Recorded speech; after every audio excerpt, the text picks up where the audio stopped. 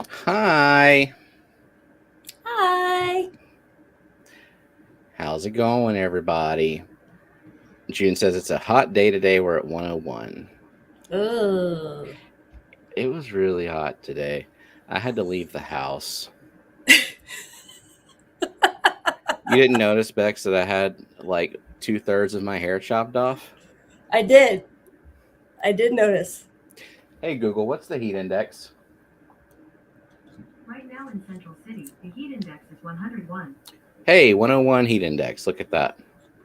Oh man, ours isn't anything near that right now. In fact, we had wind and it's like way overcast, and I think our high was like 77. Oh, that's so nice. Yeah. Yeah. Yep. Scotty already noticed that you have a new background. Well, I mean, it's just an update on the plant farm. I haven't done a video of the plant farm in a while, and I just took this video like 20 minutes ago. And Nice. next to it now is a little 5 gallon that I was gonna breed pearl killifish in, but then I definitely underestimated how much of an asshole the golden wonder killifish is because he attacked one female and then attacked the second. Like he killed one, and then I caught him attacking the second one. Put her in that 5 gallon. Catapa leaves, a little bit of methylene blue, but she didn't make it. Oh. I just don't know if I feel like ordering another one right now. So um, I'll probably I'll probably breed a Bosemani in there. 5 gallons a little small for him, but if I just keep him in there for a day and harvest the eggs and just do a little bit at a time, it should be no big deal. Thank you, Eric. He wasted no time today. Plants. Yeah, get out. So you may notice that Kelley looks a lot different today. It's because she's not Kelley. No. Kelley has had a nightmare of a journey home from her vacation. Yeah. And yeah, I mean, I will let her. It's her story to tell because it starts with the weekend, like even before they flew home. But hopefully, everything else before that was fun. I mean, y'all got to meet them, We did. And it was fun. and I'm so jealous. For sure. Like I'll let Kelly tell that story too. Hmm. I was more like when we went to Aqua Rocks, I was more in the step back and learn mode watching her. I just picked out the stones that I knew I was going to come back and get. And then I picked out a piece of driftwood and got a decent idea of the driftwood that I wanted to get. And after that, it was all Kelly. I was watching her at that scaping dojo, just like, holy crap. Yeah, apparently she had Jake take a lot of pictures, so I'm looking forward to seeing what like. Did he take pictures of the escaping dojo, or did he just kind of walk around the store? Did y'all actually do a full walk around? Did y'all just kind of stay and? Oh, yeah. Like we went everywhere we could go, especially me, because I was just like, what all is here? I walked in and it was just overwhelming. You can miss it easy because it's a super industrialized area, and Kyle and I drove by it twice. And then Kelly called me, and she had her and Jake on speakerphone, and they were like, "So where are we? We Yeah. don't know where we are." And we literally like had to step out and like walk down the street for them to see where to go. It's that hard to find. Oh, I guess they do a lot of online business, don't they? Yes. So maybe their retail location is not as important. I mean, I know to even like have a prime retail location, it's got to cost an arm and a leg. So, and a place that sells rocks and wood probably can't afford that overhead. So here's the thing. Not only, at least at the retail location, I've been on their website, and kind of click through, but not only do they sell the hardscape there, they have fish, they have shrimp, You can they buy them, have, or they're not just for yes, display. Oh, yep, they had a whole group of little amanos. They had some beautiful fire red cherry shrimp. I was like, oh, mm. but I knew I had nowhere to put them. They had gorgeous angelfish, just amazing. Like, because they actually had, not only did they have like sail tanks set up where you could buy whatever fish and shrimp and all were in there, they also had display tanks, and they're all ADA, and they're all beyond gorgeous. And they're So all $2,000. easily, like the one I If was you looking want at. a decent one, yeah. Yeah. Kyle was like, yeah, no, One day. maybe. Like I said, one day Kyle has his own airplane hangar, and you've got your own like ADA fish room. Yeah, exactly. Yeah, Dee Dee, it is hard. That's why I really don't like to buy any type of hardscape online too. I need to go up and look at it, and it can look different in the pictures. And like I discovered, it's called mountain stone.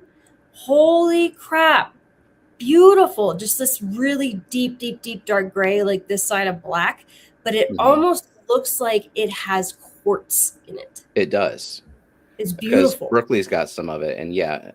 And I know some of it she didn't like because like it's inconsistent. Or maybe the kind that she had, like maybe some of us got more quartz than others. But if you're that, you can go there and you can pick out individual rocks. That's awesome. And it looks like they're all from like the same area, the same quarry, because there was a lot of consistency that I saw within this like batch that they had. And then I turned around and there was a massively huge bag. And I'm talking like this bag is 3 of me put together, that big. And Like it was just a bag of stones. all big, big, big, big. There was one stone on top that Kelley just kept going back and looking at, and she was like, I need this rock. I really need this rock, but I can't take it home with me, and I have nowhere to put it. So then she tried to tell me to buy it. She's like, you buy it, Beccs. Put it in your 60. I'm like, no. You know what? You should just get your pickaxe and just go harvest your own rocks. Yeah, I don't know how they feel about that. A lot of work. Yeah. Might be illegal. I don't know. Yeah. So I saw the question, June asking, how long does giant val grow? And my answer is question mark. I trimmed it at 6 feet because it just keeps growing and growing and growing. So I think the answer is like to infinity and beyond. But the good thing is you can trim it, and it's not going to, the whole leaf isn't going to die back on you. Otherwise, I couldn't keep it because it would just go crazy. It just like grows over the top and curls over itself. And then like I think it's short, and then I start pulling on a strand, and it just like keeps going forever. Like it's curled up into the val. Yeah, it gets long. Yeah, it's what, the Italian val that if you cut the leaf dies back, because that's what I've got. Yep, that's the fussy one. That's also the one that like doesn't respond well to Seachem XL if you use that kind of stuff. Or easy carbon. Yeah, same stuff. It's basically poison. I mean, you're just putting low levels of poison in your tank. Yep. And like embalming fluid, essentially. Yeah, ask me how I know it doesn't do well with it. Yep, I've melted some myself. Oh yeah, I wondered why I couldn't grow it. I'm like, why isn't it growing? And then I read the glutaraldehyde, and I'm like, oh, yeah, that. Oops. So now I don't use it; it just sits there. I have it for emergencies. I was using it to spot treat the 40-gallon whenever it had a blackbeard algae overgrowth. It does. I mean, if you want to kill something, that's how you do it. You just use that stuff. Yeah. It's definitely an effective killer. Oh, we got some gifted memberships. Thank you, Mark. So sweet. Now, who's gonna claim them? Because so many of them gone unclaimed.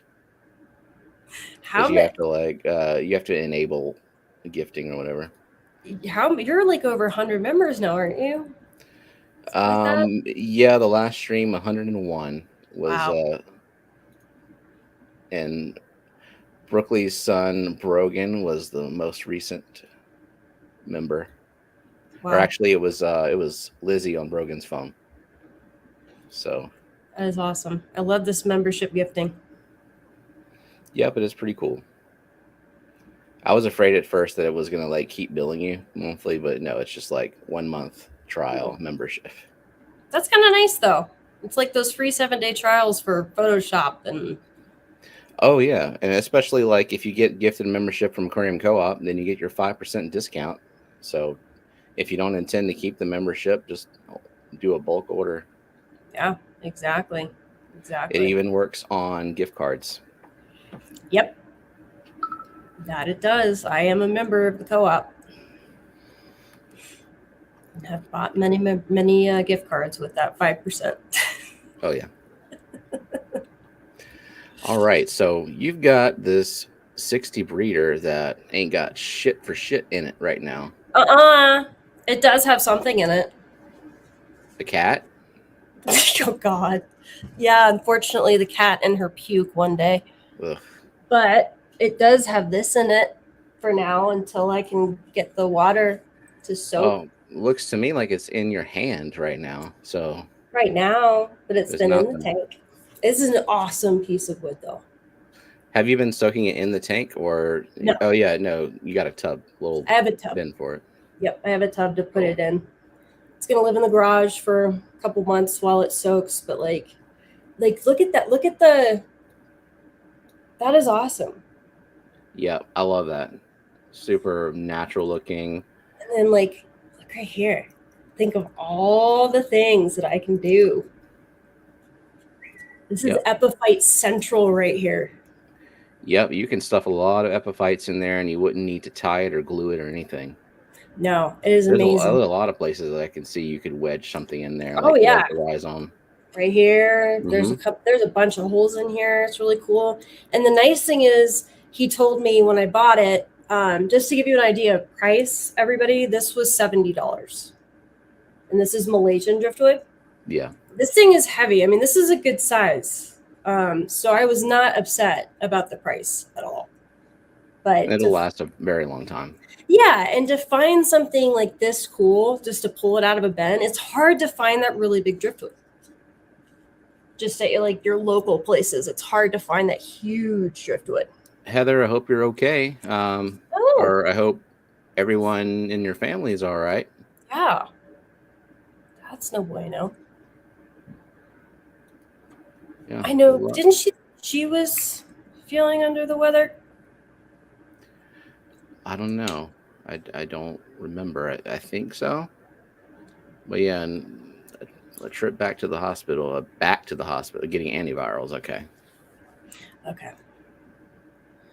Anyway, so there is one thing in there.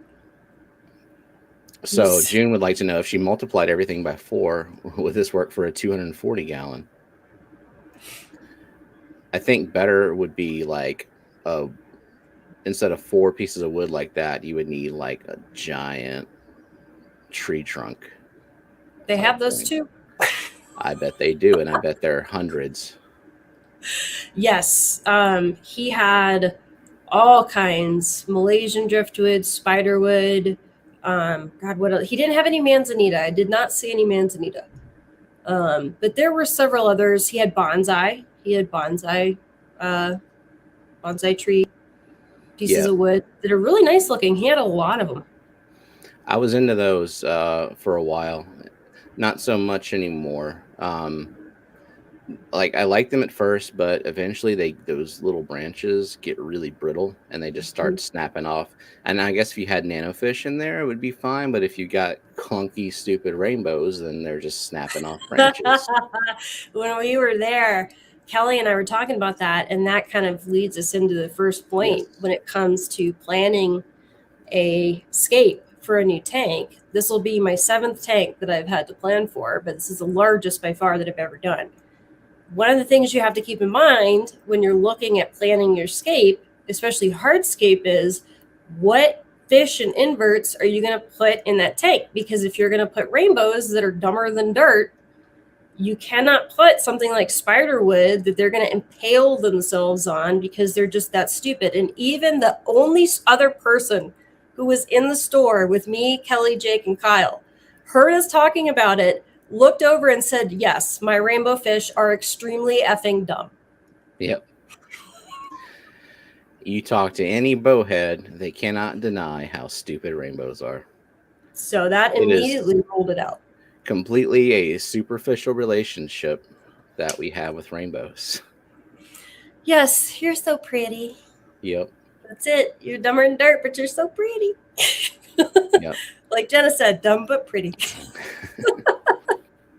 But you have to keep that in mind. So immediately I went in knowing that spiderwood was out, some of the sharper wood was out, that type of thing. So I just decided that the Malaysian driftwood, it's going to give it a natural look. And that's the other thing. What kind of scape do you want? Do you want something like a full-blown aquascape? Do you want something closer to a natural scape or something in between, or a biome? Like, what are you trying to achieve with this scape? Yeah, like, and you can strike that balance between like the intentional aesthetic and letting kind of things kind of develop naturally. So like you could totally just take that piece of wood and put it in your tank and don't do anything about the tannins, and the rainbows would love that, except eventually you wouldn't see them because the water would be so damn dark. Yeah, And which then your is plants would suffer a little bit. why I'm going to be soaking it as much as possible, changing out that water as much as possible, and I'm going to be running Purigen in the filter. I would say it won't take too long to get all the tannins out, but that's a big ass piece of wood. So, and that's just one. I know I'm going to have at least a couple more. oh really? So you just got the one this time? Yeah, it was one of those that it was a one of a kind. I am never going to find a piece like that again. So we just bought it. Like Jay was saying, that was a good price. I said the same thing. Like if I went to my LFS, that would be $100+ piece of wood. Yeah, mine too. So I'm definitely, that is where I'm going. I mean, just the sheer amount you can choose from is just amazing. And they even had tissue cultures there. They had a big fridge of Tropica tissue cultures. Nice. Yeah. And all this, so here's the other point too, when you're planning escape, are you going to do CO2 or are you not going to do CO2? Because that's going to determine a lot of the types of plants that you can really grow. I think most plants can grow without CO2, but not to their fullest potential and not to the prettiest that they can be.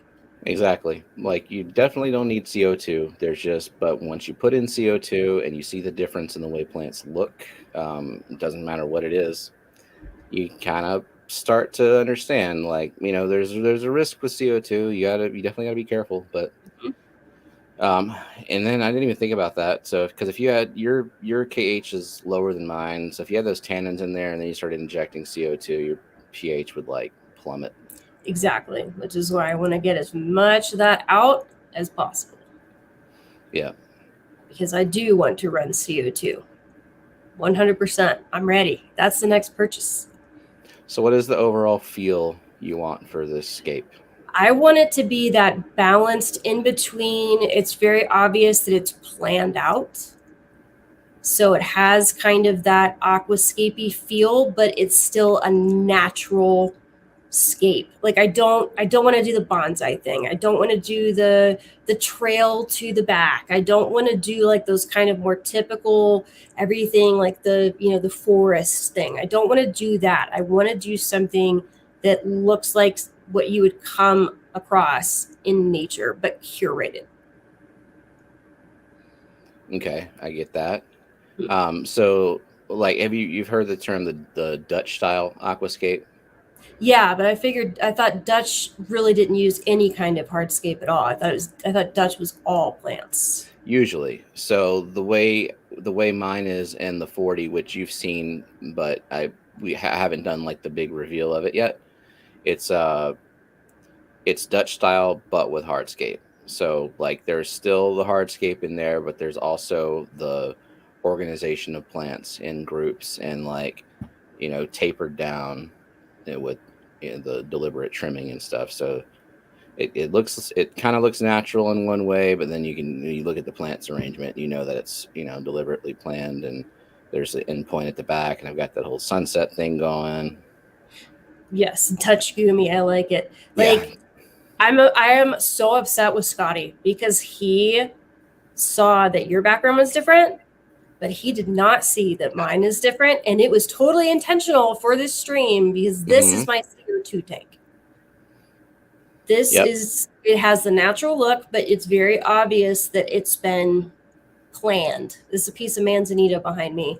Rotala, wisteria, Storgine, repens at the bottom, a little bit of bacopa. But this buddy gets 8 hours of CO2, and I love it. Look at them pygmies. I know. And the rasboras. And of course, as I'm filming, they decided because I turned the lights off that they were like, ooh, look, our reflections. We're just going to keep following them. No, it's not pink, Scott. Not just some pygmy cories and some fake Photoshop rasboras. Yes, absolutely. They're Photoshopped. Too red. Too red. But that water wisteria behind you is a good example of a plant that you can very, very, very easily grow without CO2. But when you add CO2, it takes on a whole new look. It grows so much faster. It's greener. It's wider. It's better. Yeah. So that immediately, when I really thought about it, knowing that I've got KH that plants love, my KH is like 2. So knowing that, and that my GH is like 3. So I add a little bit of equilibrium, just a little bit. Yeah, and you honestly, well, for rainbows, they'll probably like it, but mostly you probably wouldn't even have to. So especially like for plants, they don't need that much GH. They're fine with a bunch of it, but they don't need a lot. Yeah. You're not upset at Scotty for real, are you? No, not for real, Scotty. I'm just messing with you. You pick so easy.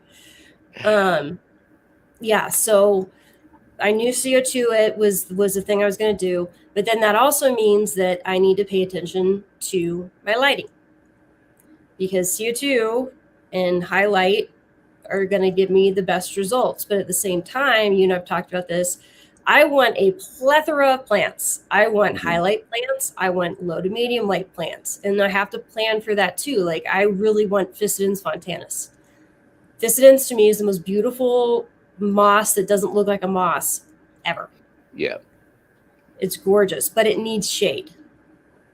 It prefers shade. So when I plan the scape, I actually have to think about where the shaded areas are going to be and plan for things like Anubius and Java Fern and the Physidens to be in those shaded areas, and crypts to be in the shaded areas, and then think about kind of using those higher light plants, which are more than likely going to be stems because they're the ones that like the most light. Right. They're going to be my shaders, the ones that give me the shade. Yep. And one thing about crypts is they do fine in low light, but they don't need the shade. Like, they're very tolerant to all levels of light. Yeah. So you don't have to like super plan for those. It's like a lot of your rhizome plants, they're so slow that even the CO2, they'll get that spot algae on it. So with the Physidens, are you going to plant that on the wood? Yeah. And maybe just have it naturally shaded by other plants up top? I think so. I really want to do a lot with Java Fern. I think Java Fern, in coming off of that wood, is absolutely gorgeous, and it looks so natural. And I want to play with regular Java Fern and narrow leaf. I think narrow leaf Java Fern. Yeah, that looks good. It's so pretty. And Anubius is another one I really want to play with. But the biggest thing I want to play with as far as epiphytes on hardscape is Boos. I love Boos. Yes. It's pretty. Again, that one's going to need to be shaded. Yeah, for sure. Not like a lot, but it's, a little bit slow. And of course, some of them, if you put it under highlight, they turn pink, and then you understand why they're called pink. Otherwise, they're just all greenish. And I just stopped identifying the Boos I have. It looks pretty. Oh, I see a question. It's a random question. Okay, Zenny. Do dwarf aquarium lilies always throw pads to the top or with enough light and nutrients do they ever stay submerged?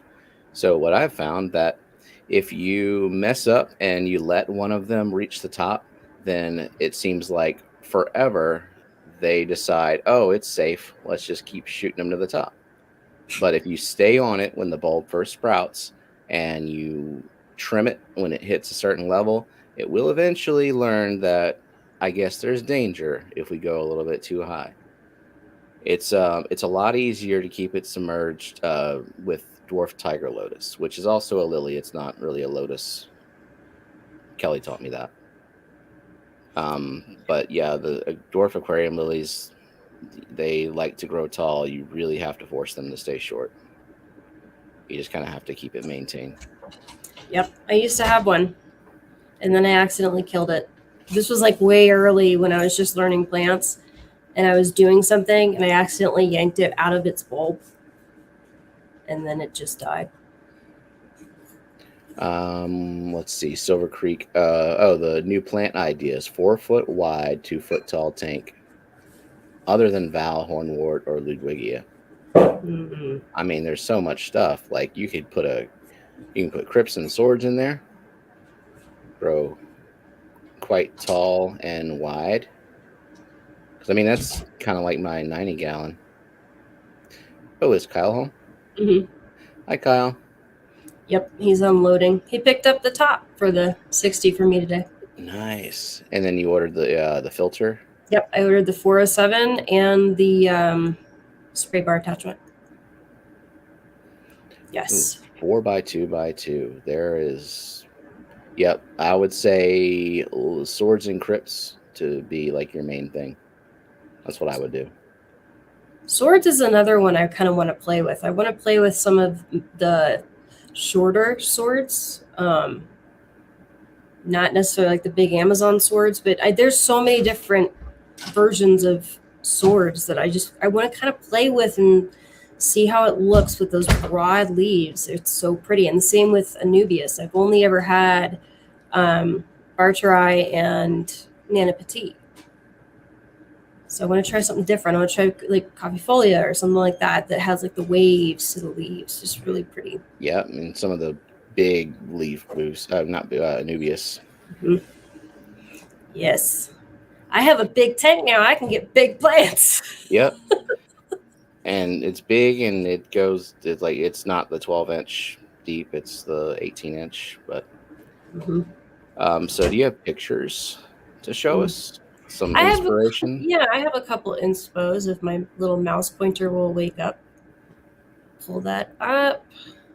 And how old or big do panicories need to be to put them in a 5-gallon, have them in a plastic shoebox?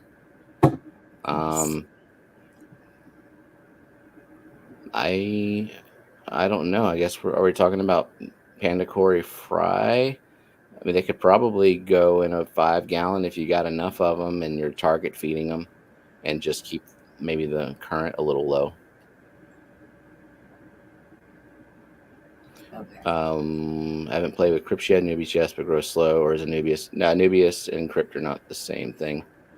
Anubius is the epiphyte, so you can't bury the rhizome, and then the Crypts are a rosette, like a heavy root feeder. Oh, here we go. Yeah. So this one's like one of the inspiration ones that I was looking at because I wanted like that kind of dark and moody feel. Mm-hmm. Dark substrate. I know this one has lighter substrate, but like I've got that black background with a dark substrate, dark wood, dark rocks, and then just this beautiful green. Like I know the red plants are pretty and I plan on having some red plants, but I want it mainly just this really gorgeous green and the deep greens. I think they're so pretty. That's why I want to look at, boosts and all that type because they come in such beautiful deep green variants. It's really pretty. So I like that one. And yeah, me too. I do like the side walls of it too. I think I'm gonna have to do this the hard way.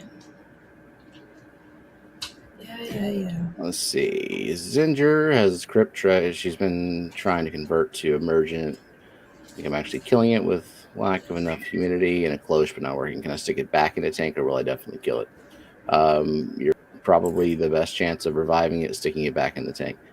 Crypts are pretty resilient. Like they'll lose a lot of leaves. They'll look like they're dead. They'll be down at just bare roots, and then they come back sometimes, unless it's bleeping pink flamingo. Oh God, yeah. Okay, I'm just sharing like the whole desktop screen. It'll be easier. Oh. Yeah, there we go. This is like my main inspo tank right here. Whoa. Can you full screen that? I think that is about as big as it. Yeah, that's as big as it'll let me get. Okay. Yeah, stupid Mac. Man, that's awesome. Isn't that beautiful? Like I can't have it popping out of the top like this because cats And rainbows. and rainbows because they jump. But I love the supernatural look to this. And I love all these epiphytes and all that you see all over this wood, and the rocks is just absolutely breathtakingly gorgeous. I love it. I absolutely love it. So that's like the inspo tank for me right now. And I love the negative space in the middle too. Yeah, which I like that U. And then the same thing here. Like this has actually a little bit more foreground plants, which I really like as well. And I like down here, you can see kind of the more frondy looking ones. One of the plants I really want to try, and they're hard to find, is Blixa japonica. And I love the way that it's kind of like a good like mid ground, and it just looks so pretty. Just like it looks like the spider plants, you know. But you can see like this big piece of wood. These are okay. I like the more natural look right here. And all this green, all the epiphytes, all the moss. It's just so beautiful. Yeah. What's that carpet? Is that just Monte Carlo? I can't tell, honestly. Or it could be Dwarf Baby Tears. That's what it looks like to me, possibly. Either one of the two. And then I think the last one, this is another plant that I really want to try because I love the Hydrocodal tripartita Japan. I love how it looks up against the rock. Yeah. It is very nice looking. Mm-hmm. Now, like it'll just go wherever it feels like going. So that's one of those that you definitely have to like stay on top of and maintain. And eventually you'll have a good bit of it. But yeah, if you can keep it trim and like keep it just wherever you want it to be, it's a nice accent. Yeah, it's really pretty. So I've just been kind of accumulating through Instagram and through Pinterest. You wouldn't believe it, but Pinterest is actually a really great tool to use to find inspiration for aquascape. If you just type in aquascaping on Pinterest, there's so much that will pop up. Oh yeah, Brooklyn loaded me down with so many pictures, and she's like, "Pick what you like," and I'm like, "Oh my god, I like all of them. Let's do all of it." Yes. Eventually, I kind of settled for a combination of two styles. Silver Creek nerdy question: does having a garden soil under sand substrate increase CO2 or just nitrates? That's like a Kelley question. I'm gonna tentatively say no. And I mean, it wouldn't necessarily increase nitrates in the water column. I guess it just depends on how much it leaches out. Like I've never done the garden soil thing. I've always just gone aqua soil, and that does not increase CO2. In some way it does, but it all gases off because like when you lower KH with the acidity of the soil, it converts carbon. Did Steven freeze or did I freeze? I'm moving. You're not, but oh, you're moving now. There we go. Okay. It's me. I wonder if they could hear what I was rambling about. Did you stop hearing me too? Yeah. So the acidity of the soil converts KH into CO, converts carbonate into CO2, but all that CO2 gases off. Okay. So that's good to know. Yeah, and I think if you do like a deep sand bed, I think that the carbon from that's produced by like the anaerobic bacteria within the deep sand bed combines with oxygen and perhaps produces CO2 in like a very low amount.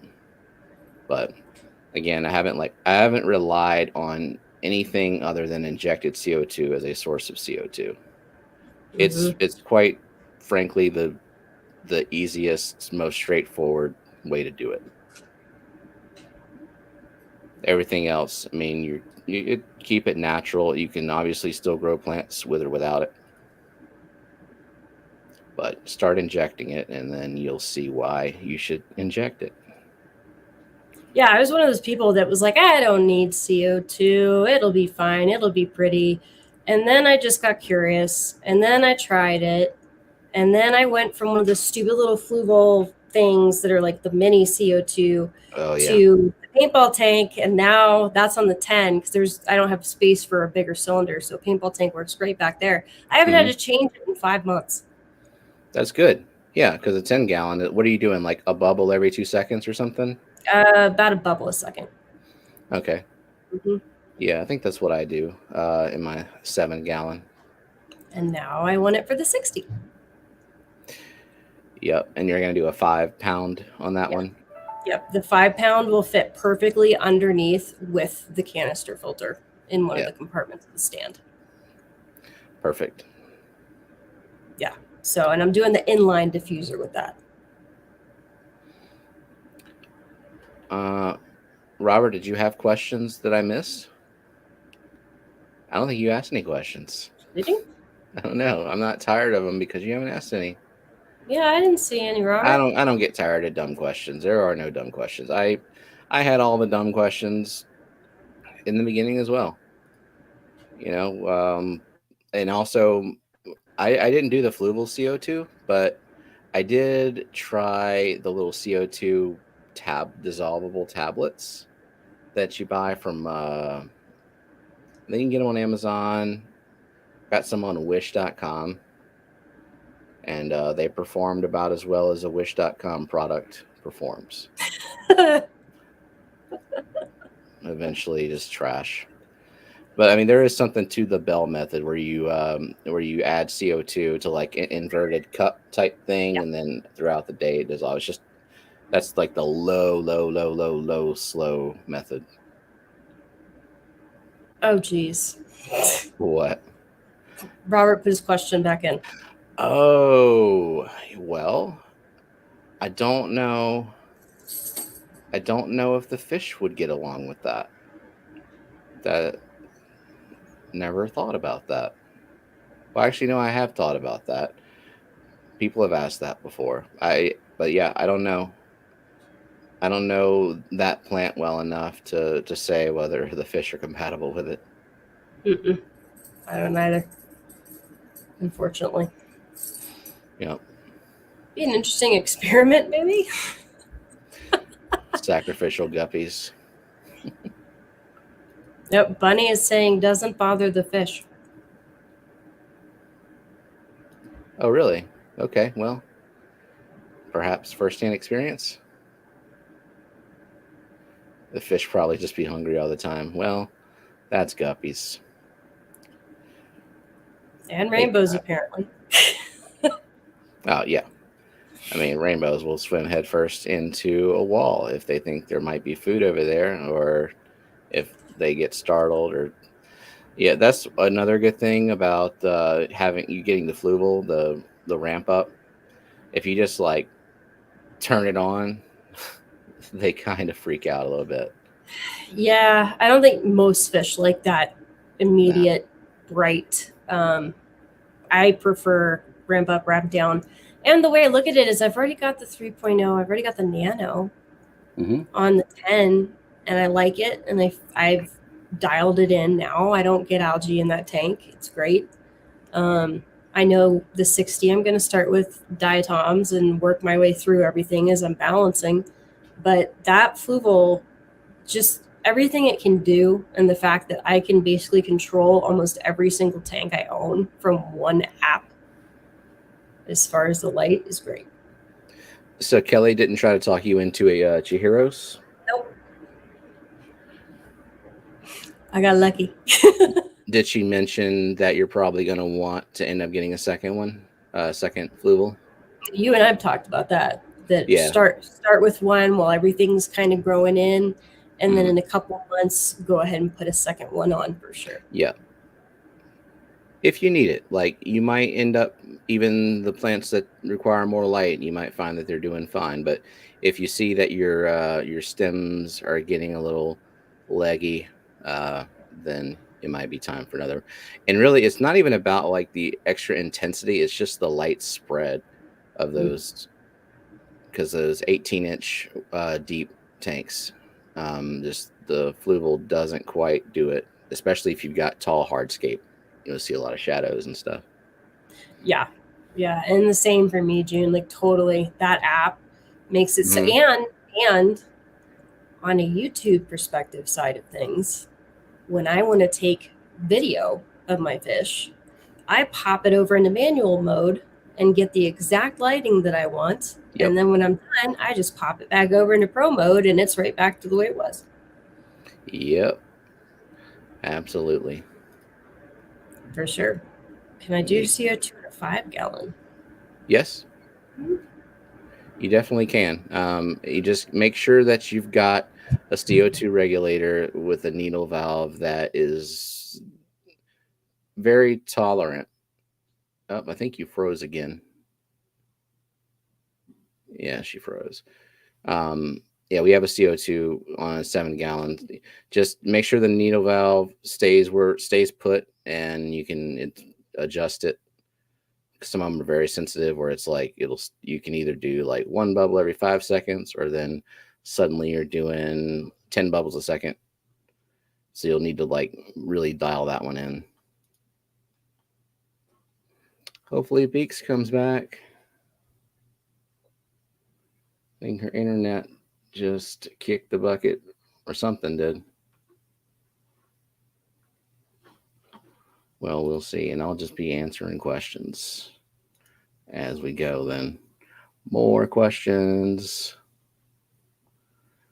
Okay, yeah, Zendra, don't be afraid of CO2.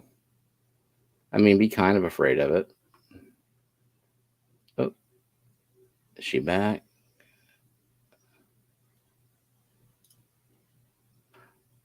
Not quite.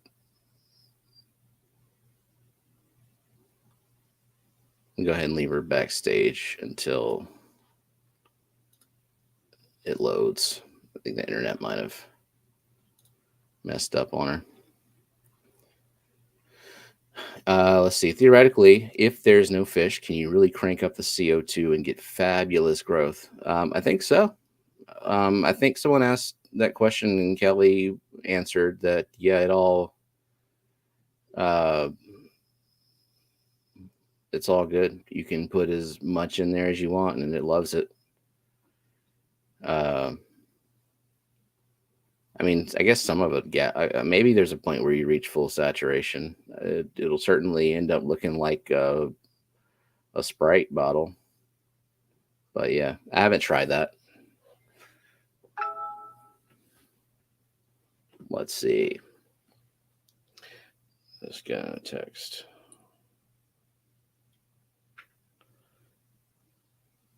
Okay, they're rebooting their router.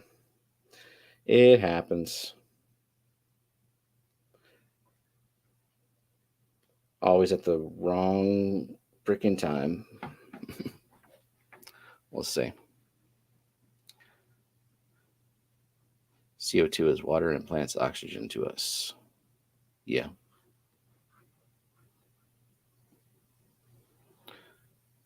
All right. Didn't know Oscars sleep at night. The light change has been perfect. So if you like turn on the light on Oscars, do they like flip their shit and start running into things?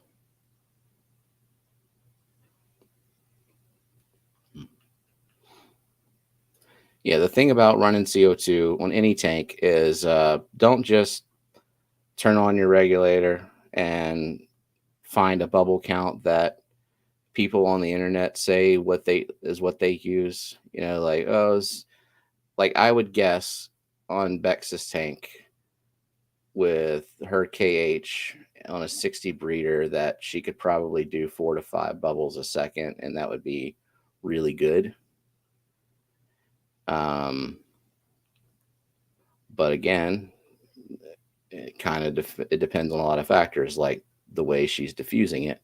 She's using an inline diffuser, and so she might need less.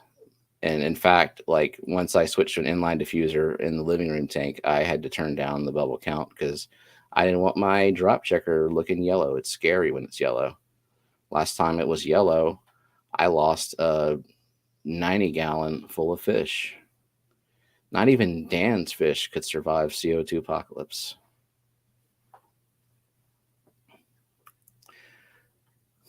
I glue my plant mouths closed. No breathing for them. They can still breathe through their plant noses, though. What?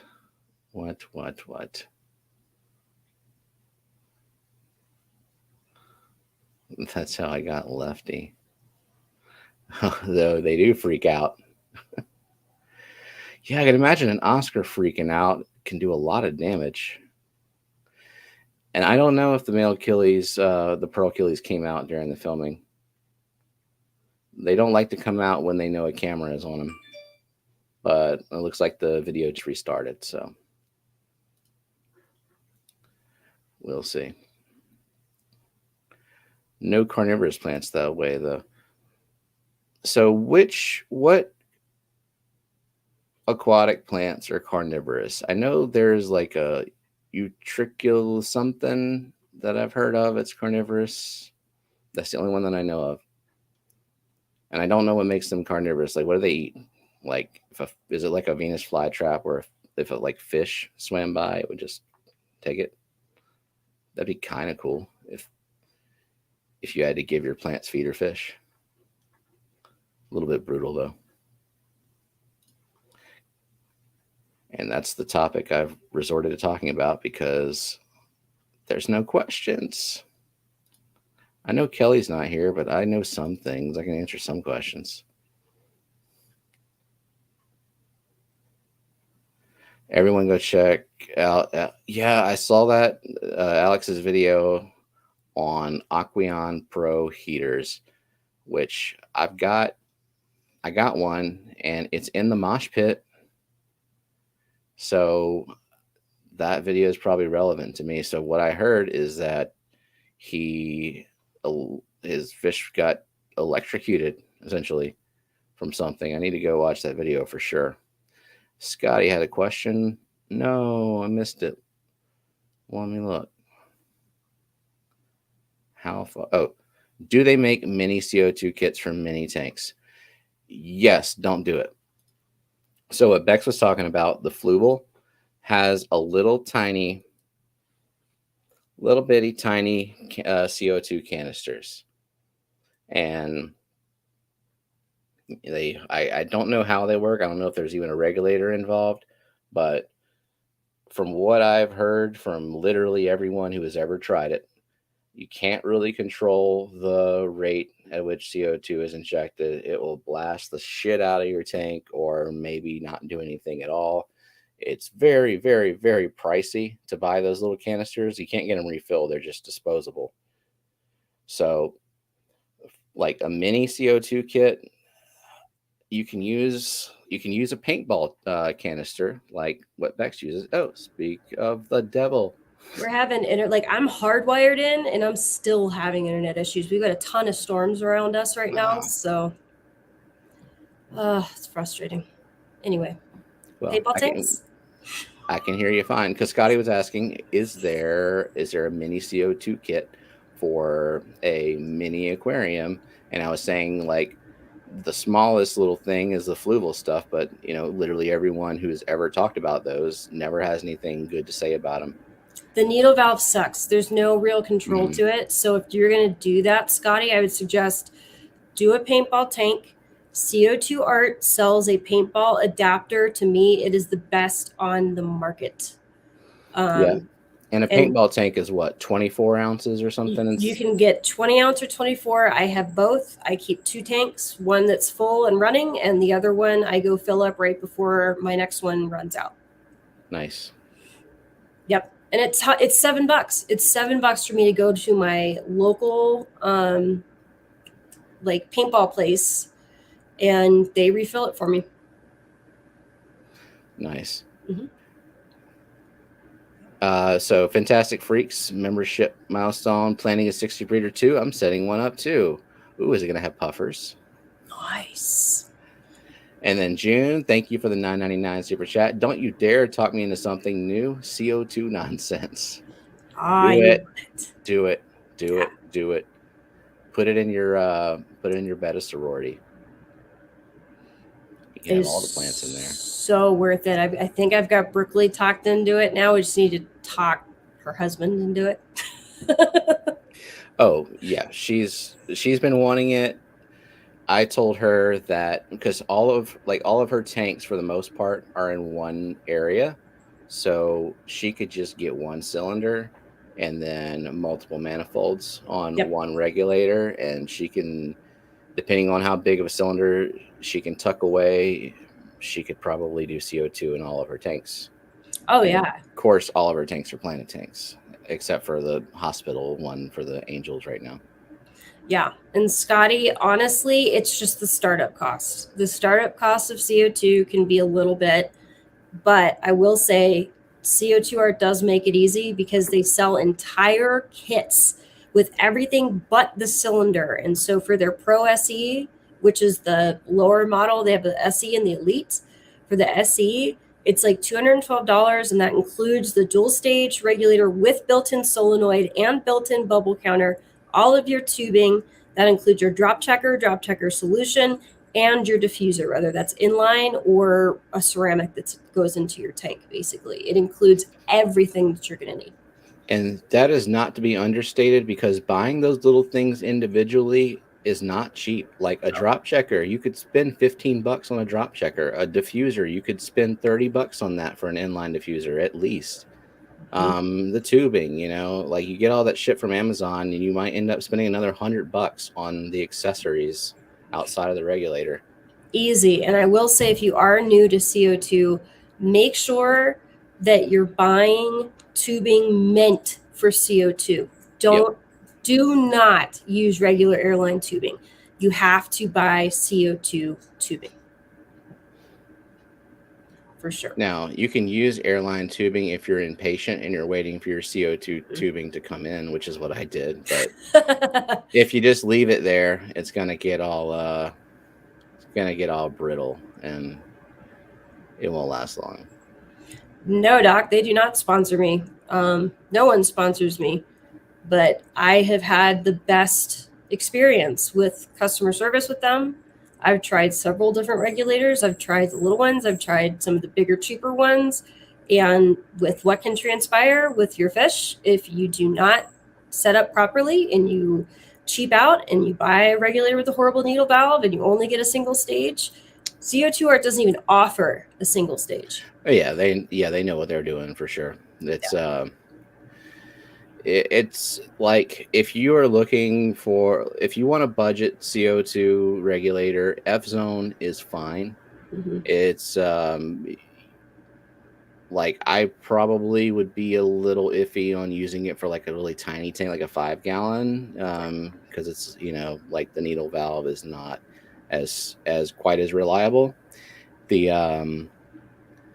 But CO2 Art would be the next step up. You're spending maybe another $50 from CO2 Art. Now, when the co-op regulator comes out, I think they're looking at like a $120, $129 price point, and I would probably go for that one. And it's going to be expandable too. Like, you can add manifolds to it. Nice. So did I miss a question? I see one from Ben. Do I have the new co-op battery air pump? If so, how much output does it have? Could I run multiple air stones off of it? I haven't tried. I've heard that it's not so great for multiple air stones. Brooklyn's been having trouble with hers, but we haven't determined whether hers is just defective or what. I just have it running on one sponge filter. Yep, I have 2 of them, and I have them running single sponge filters. Just judging from some of the reviews that I've seen, like Bentley has been doing a long-term review of them. and he's put them up against like the Tetra Whispers.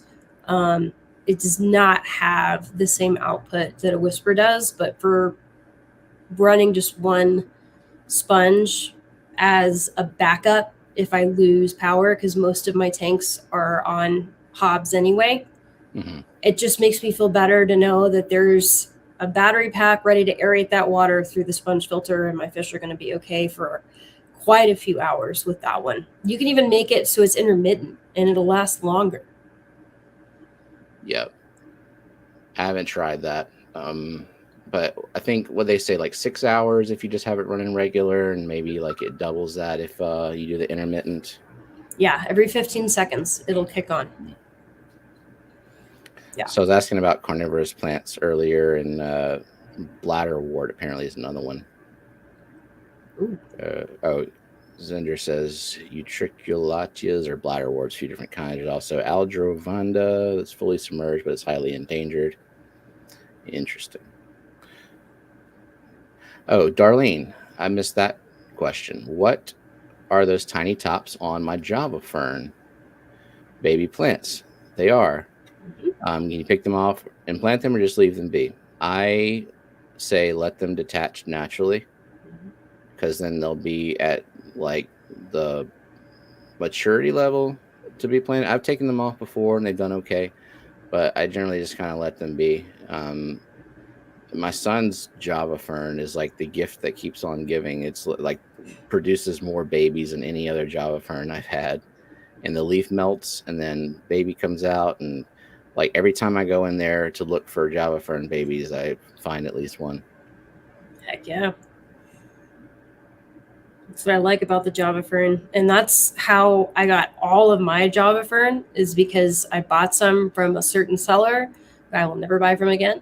And they were all black. Like they came in just black and dying, but they all had plantlets. So I just let them grow as much as they could before the leaf completely melted off. And I ended up with like a ton of little Java fern plantlets that I just put where I wanted to. And now they're huge. I wonder what makes them decide to reproduce versus like does it spit out a baby because the leaf is dying, or does the leaf die because it wants to spit out a baby? I feel like it's both. I feel like as the plant ages, that the leaf starts to naturally die, and so it'll shoot out plantlets knowing it's going to, but then if it's dying from something else, then it will shoot it out as a last resort to continue itself, basically, from what I've read. Yeah, I've noticed my sword plants will shoot some babies, but like on the long stem thing, whenever it's stressed, like if a pleco has eaten all the leaves, or if I like do a really heavy trim on it. So June, the pumps, half of them stopped working. If you're talking about the cylinder shaped ones that have like the rubber coating on the outside, those are kind of notoriously hit and miss. I've probably had half of mine stop working as well. But there's a new one from Co-op that actually has a built-in lithium ion battery. Long-term durability remains to be seen, but they seem to be better built than those little USB ones. Yep, I can thank one of those for losing 7 corridors. That sucks. That sucks. Exactly. Hate that. What? 27 likes. Boo. Come on now. Hit the like button. Makes YouTube happy. Makes them want to promote the stream. But we are a minute away from Fantastic Freaks starting their stream. Nice. Anything else that you wanted to say about your tank before we go? I'm going to document as much as I can, so keep your eyes out. For sure. Very cool. All right, well, it's 5 o'clock, so thank you, everybody. Thank you to our amazing mods today, and thank you for all the super chats, and to our members, and the chatters, and even the lurkers, and the replay crew. Appreciate y'all, and we'll be back in a couple of days on Steamy McStreamy. Yep.